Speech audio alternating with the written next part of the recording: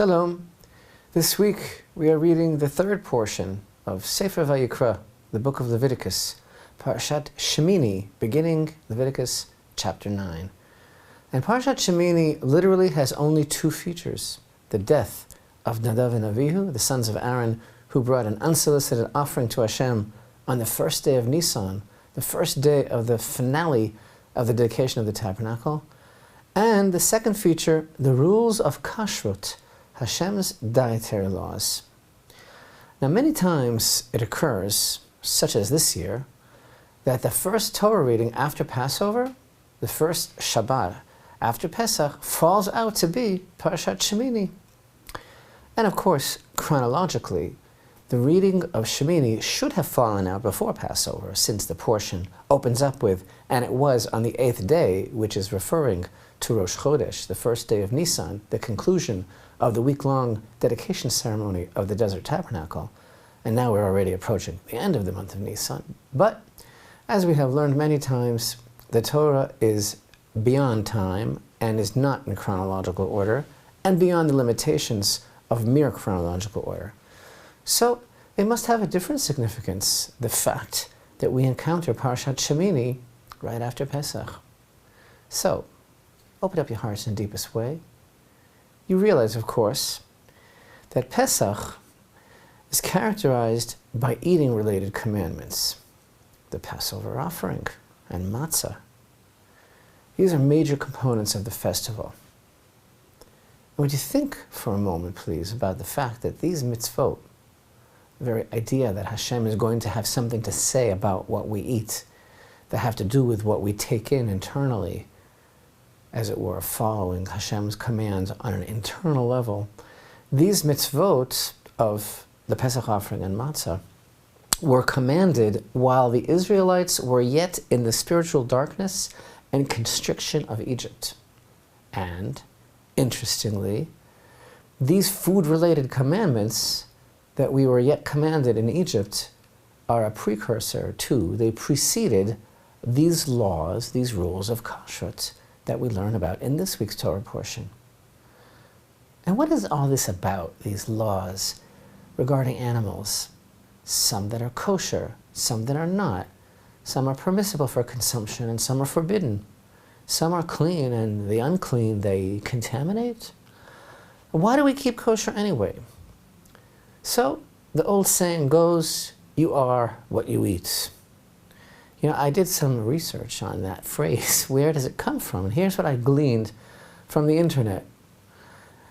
Anne-Thelmy Brillat-Savarin wrote in, pardon my French, Physiologie du goût ou méditation de gastronomie transcendente in 1826. Dis-moi c'est quoi toi manges, je te dirai ce que tu es. Something supposed to be here. Tell me what you eat, and I will tell you what you are. And in an essay titled Concerning Spiritualism and Materialism in 1863 or 4, Ludwig Andreas Feuerbach wrote, Der Mensch ist, was esst. That translates into, a man is what he eats. Of course, they say neither Brillat-Savarin nor Feuerbach meant their quotations to be taken literally. They were stating that the food that one eats has a bearing on what one's state of mind and health is. But the actual phrase didn't emerge in English till some years later when the nutritionist Victor Lindlar, who developed the catabolic diet in 1942, Lindlar published You Are What You Eat, How to Win and Keep Health with Diet. And that seems to be the vehicle that took the phrase into public consciousness. I digress. So is that so from a Torah perspective, that you are what you eat? You know, our sages teach that eating, when we eat, we are serving God.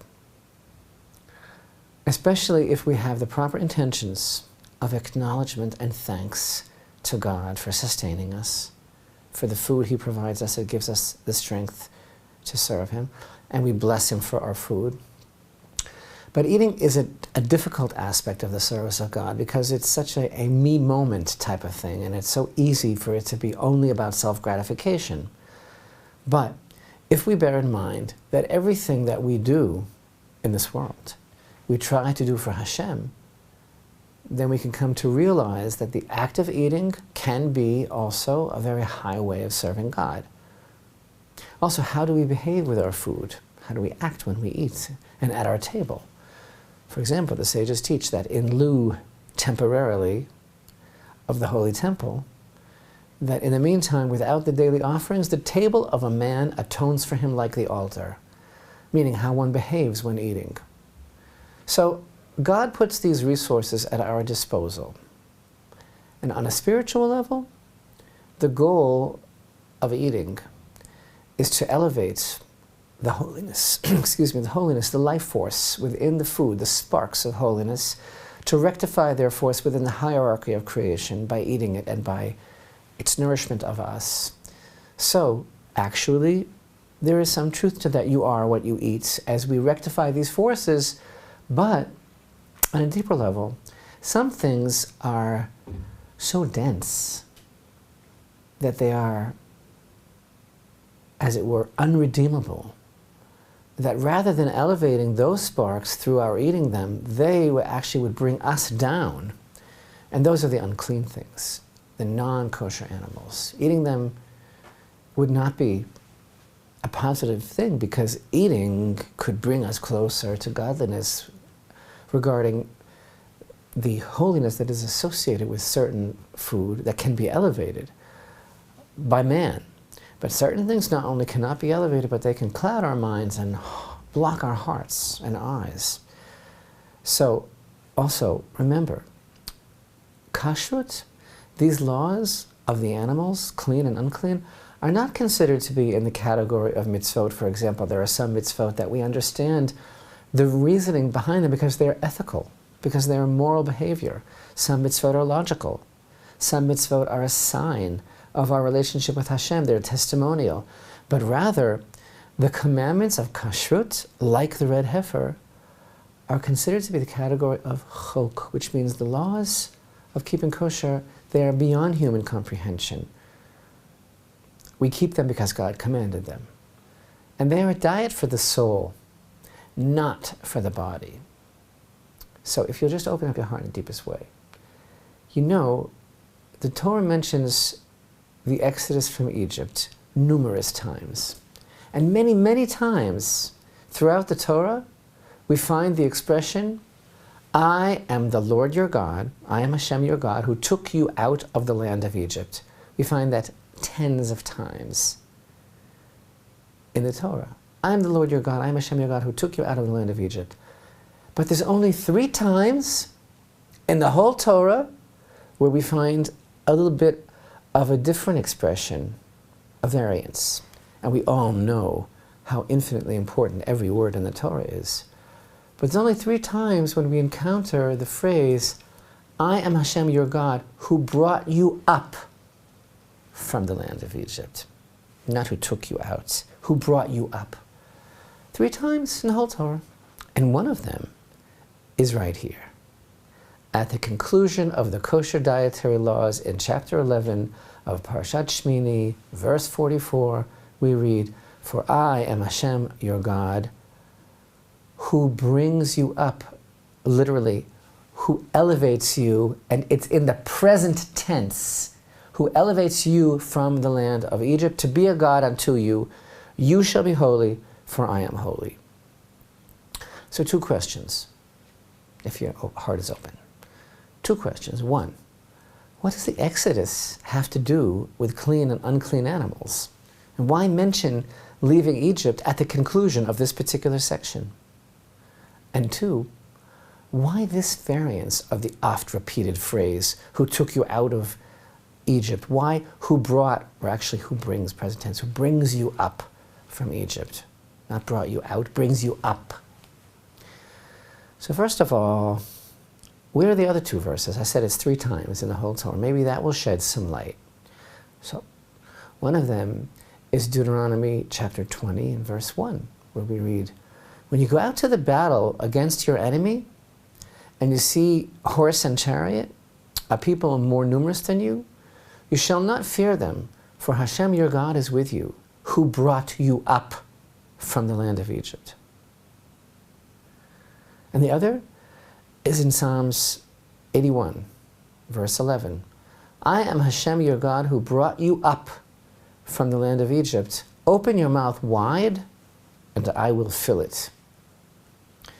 Now the verse in Deuteronomy regarding being in fear of Hashem only emphasizes Israel's singular relationship with God. And since Egypt, Mitzrayim, literally the narrow place, represents fear and apprehension and vulnerability and every inhibition and constriction, then this verse, which instructs us not to be afraid, reminds us that Hashem's intention in taking us out of Egypt is to elevate us through these encounters with the enemy as well. But this verse from Psalms 81, I think, is really the key. Hashem says, I brought you up. Open your mouth wide and I will fill it. He uplifts them, and he's constantly bringing them from level to level, step by step, till all their food and everything that they are associated with and everything that they are involved with is a step in bringing them closer to him, is a step-by-step program of ascending in holiness. So Hashem says, open your mouth wide, I will fill it with what I say.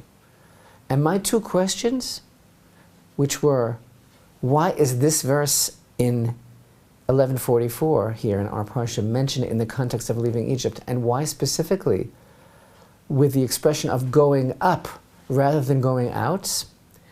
I found that these two questions are both exquisitely addressed by the Midrash, which states as follows. Why is the going out of Egypt mentioned in the context of the rules of kashrut?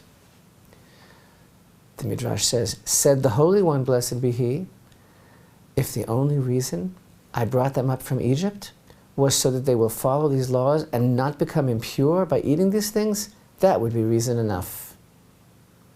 So it's all about constantly rising up, constantly growing, constantly elevating from level to level. And this is precisely what our unfortunate Nadav and Avihu sought to do at the inauguration of the Tabernacle, but they had it wrong. They thought that they had to do something spectacular.